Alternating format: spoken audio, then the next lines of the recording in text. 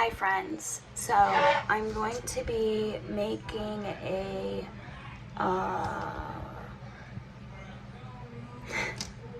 brain fart. Oh yes, Starbucks replica. Okay, my own way, my own freaking fruit fly. Anyways, I'm going to be showing you pretty much how to make a iced latte, caramel latte with almond milk, how I order it, and with extra sweet cold foam with a little bit of caramel drizzle on top.